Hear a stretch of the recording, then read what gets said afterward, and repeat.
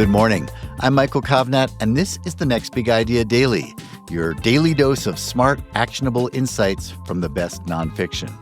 To get these ideas right in your inbox, sign up for our free daily newsletter using the link in the episode notes. So, what if being decisive is overrated? What if setting goals is a waste of time?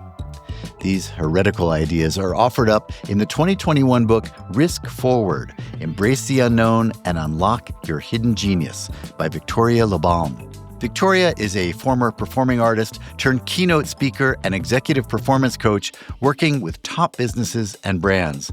And among her big ideas is that leaning into uncertainty can be a powerful driver of success. Here's Victoria.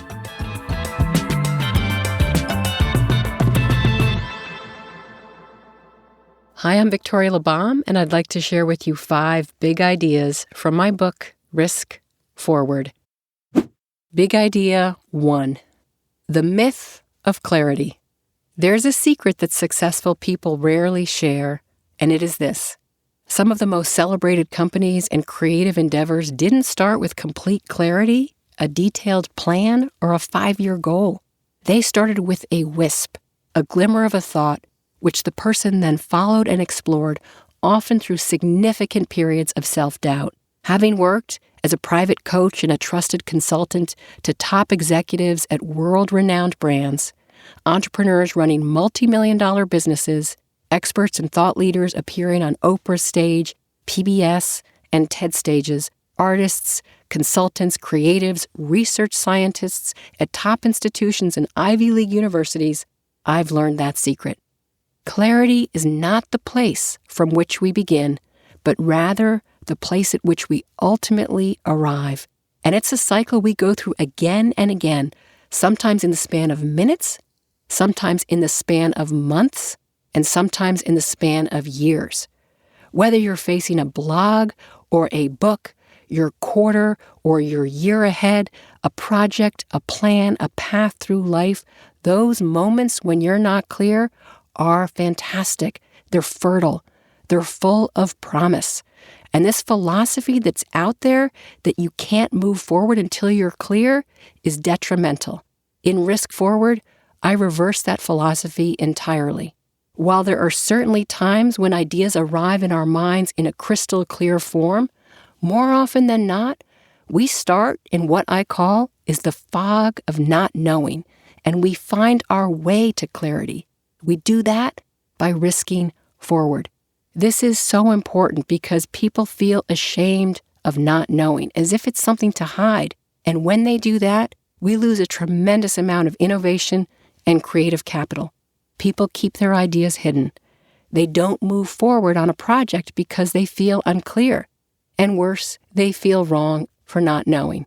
My friend Pete Docter, Chief Creative Officer of Pixar and an Academy Award-winning director on multiple films, including Up and Inside Out, says this: any creative endeavor is a discovery. You start with a gut sense that something feels worthwhile only to realize it's shallow and stale. Then you're lost for a while, not sure where to turn. Only by wrestling through countless rewrites and late nights of self-doubt do you find something new. You can't make a new discovery by following a pre-printed map. And as I say in the book, and a core tenet of Risk Forward is this: trust the idea that can lead to the idea. Big idea 2, goal setting can lead you astray. There's a pervasive belief that goals are unquestionably valuable.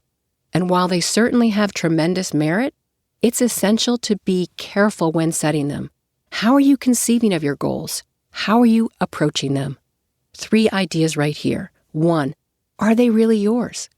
In my decades of coaching presenters through my program, Rock the Room, more times than I can count, speakers would come to me and tell me that what they wanted was a TED Talk and a New York Times bestseller. Hundreds of people said the same thing, and I started to wonder, is that really your goal?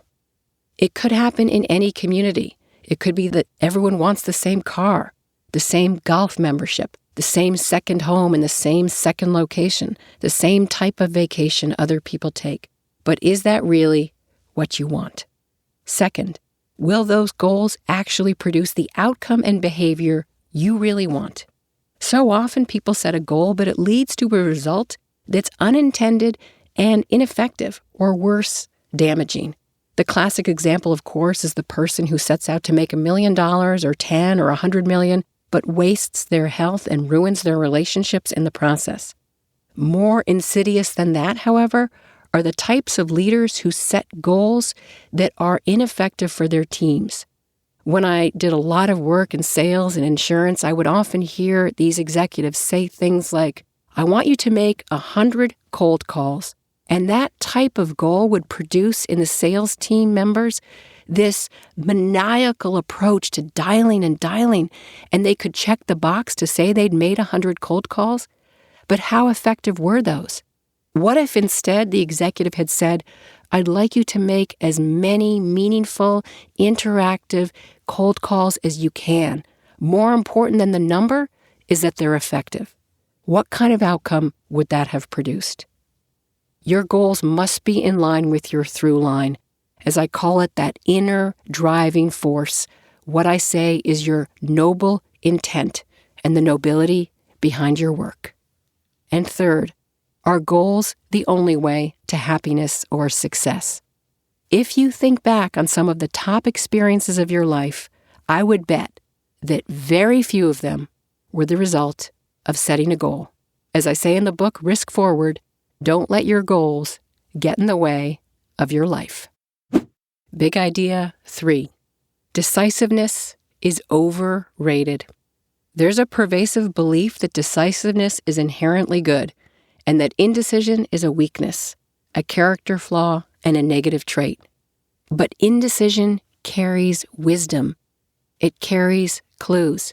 Why are you indecisive?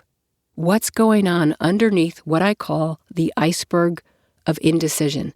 Because so often when people are looking at you indecisive and they're seeing you in that uncertain phase, they just see you going, I don't know.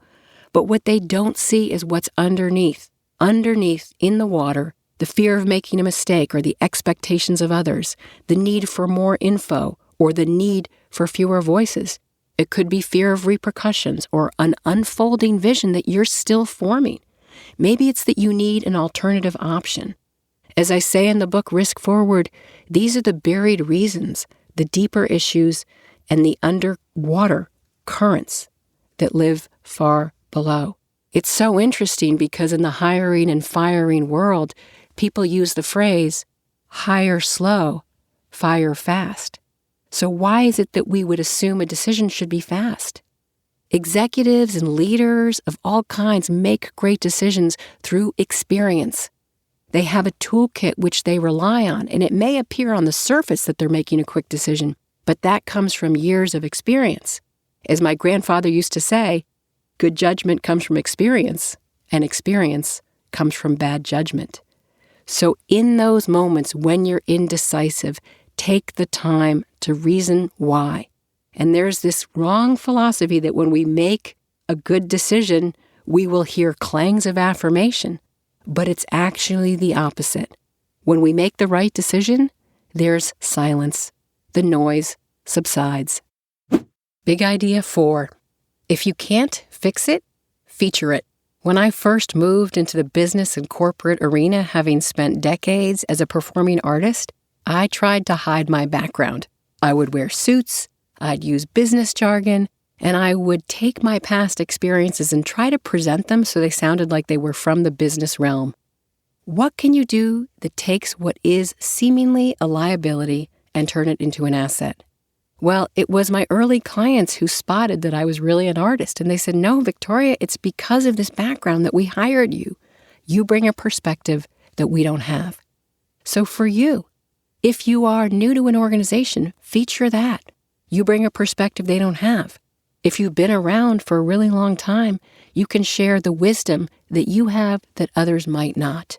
If you run your own small organization, rather than bluff and pretend you have, quote, associates, just tell them you'll get to work directly with me.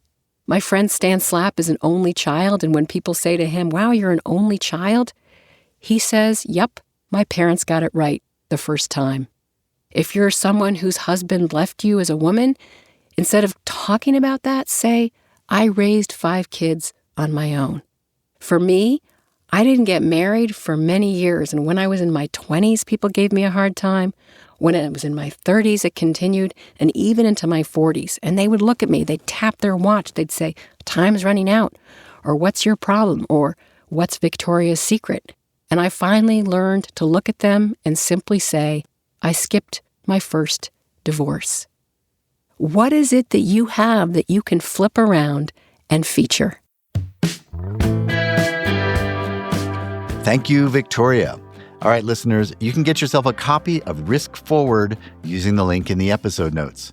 And go to nextbigideaclub.com to find out about our hardback subscription club. That's where we send right to your door the best new nonfiction books as chosen by our curators, Adam Grant, Malcolm Gladwell, Susan Cain, and Daniel Pink. Check that out at nextbigideaclub.com. And by the way, you can use the code DAILY to get a 20% discount. That does it for us this week. These episodes were written by me, Michael Kovnat, and edited by Caleb Bissinger. We'll see you Monday.